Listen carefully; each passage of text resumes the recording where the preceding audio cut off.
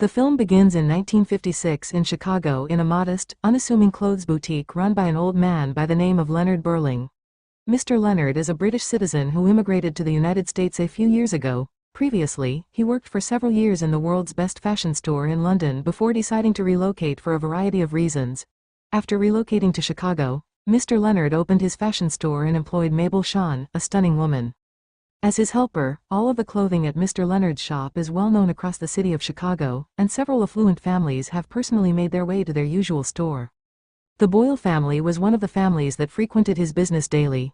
One of the most prominent and potent mafia families in Chicago is the Boyle family, who frequently came to Mr. Leonard's business to place suit orders or just to drop off letters to their correspondent via the shop's mailbox. In his store, Mr. Leonard has purposefully included a mailbox. The Boyle family's son, Richie Boyle, visited Mr. Leonard's shop to pick up letters from their correspondent. He and his confidant, Francis, were unperturbed by their arrival. One of the letters found was from a mafia organization called The Outfit. Richie asked Leonard to leave the room, as they believed the letter was private and confidential. Mabel presents a snowball gift to Mr. Leonard in the lobby, which she collects from an acquaintance. Mabel aspires to travel the world and expresses her surprise at Mr. Leonard's choice to open a shop in Chicago, despite having the ability to choose any city.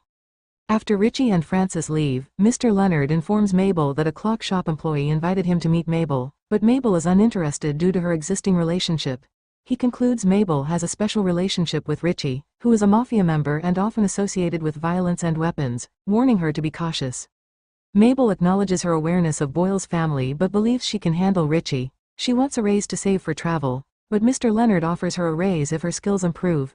After the shop closed, Mabel returned home, while Mr. Leonard stayed in the shop for late-night work. Mr. Leonard dreams about his family's past and flames. Mr. Leonard's conjecture about the romantic relationship between Mabel and Richie is confirmed when Richie tells Mabel about his adopted brother Francis's suspicions about a traitor in their family who secretly leaked information to their rival mafia group, La Fontaine.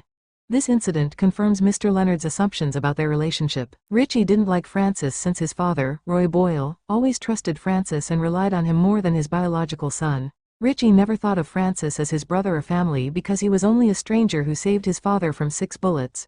Richie assumed that his father gave Francis his trust because he felt beholden to him. While listening to all the chats between Richie and Mabel, Mr. Leonard accidentally dropped an object from his hand and created a sound that made them aware. Some days later, Richie and Francis went back to Leonard's shop to pick up the mail as they usually did every week. That night, Francis and Richie again found an envelope sent by the mafia group The Outfit containing a letter and a cassette. After that, Mabel took Richie out of the shop because she didn't want to wake Mr. Leonard and disturb his sleep.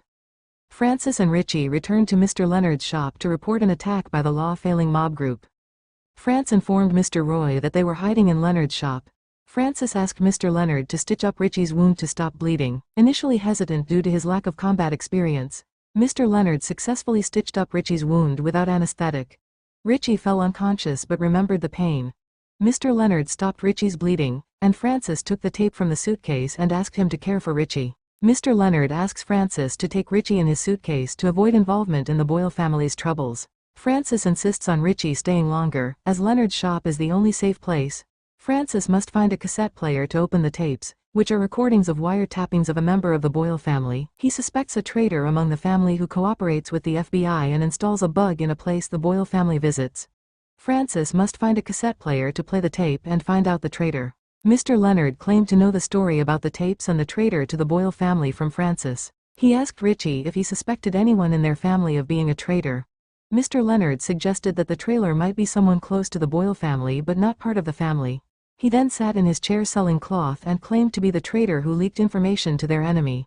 Richie disagreed, claiming Mr. Leonard was an ordinary tailor, not a tailor. He explained that whoever has the thread and needle can become a tailor. Following that, Mr. Leonard brought up Francis's insistence on identifying the family traitor once again and said that it was likely that Francis was the one in the trailer. Francis went back to Leonard's business a little while later and then encountered Richie. Mr. Leonard is acting as a middleman between Richie and Francis to incite suspicion between them after Richie opens the luggage he had left earlier and Mr. Leonard whispers to Francis that Richie suspected him of being a traitor. After hearing Mr. Leonard's earlier remarks, Richie started questioning Francis. He asked why, out of all the shots fired by Lawfaven's men, only he was hit and Francis was unharmed. Francis answered that night, he was just lucky. Richie then said that he would take the tape to the cassette screening right away, but he refused because he wanted to wait for his father, who would be picking them up soon. Things got so heated between Richie and Francis that they began fighting over the tape foreign. They both pointed guns at each other right away. Richie fired first, missing, while Francis's shot killed Richie by striking his neck. Soon after Mr. Roy and his men came to Mr. Leonard's store, Francis begged Mr. Leonard to hide Richie's body and give him some time so he could clear the floor of Richie's blood spots. Francis felt a little frightened and quickly sought the tape Rich purportedly had hidden.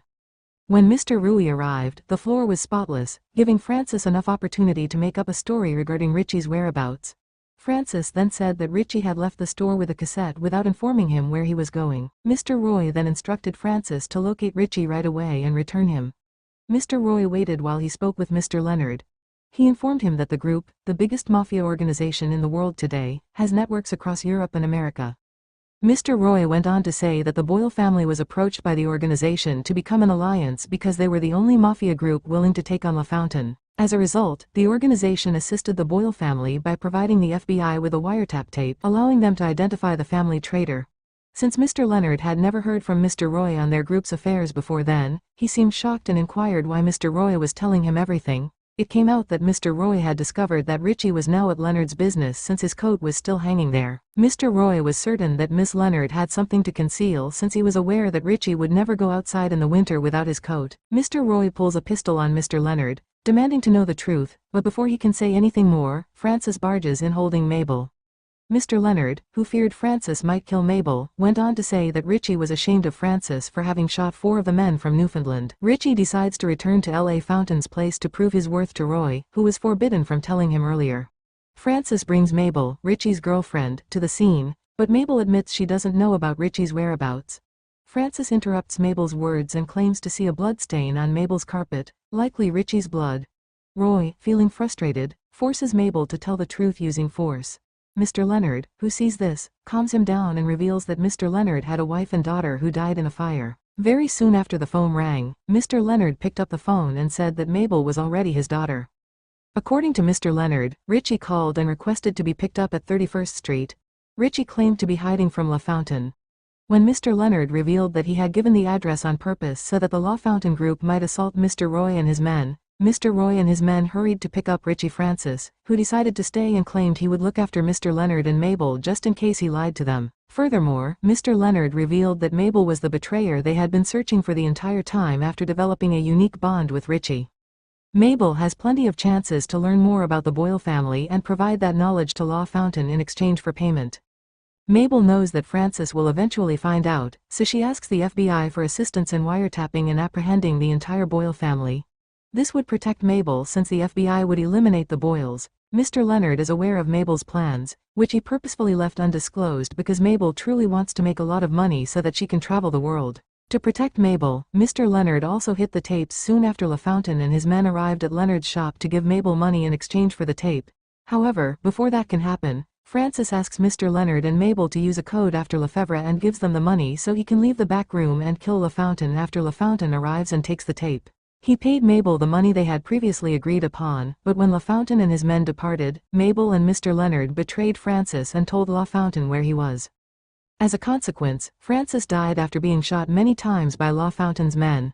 Mr. Leonard informed Mabel that the cassette tape that had previously been given to LaFountain was a fake one because he had replaced it with a recording of his voice and that he was the one who had loaded the tape and placed it in the mailbox with the organization named The Outfit to give to the Boyle family. The original tape of the crime is still in Mr. Leonard's possession, which he kept to hand over to the FBI to eliminate the Boyle family mafia group and the LaFaven group.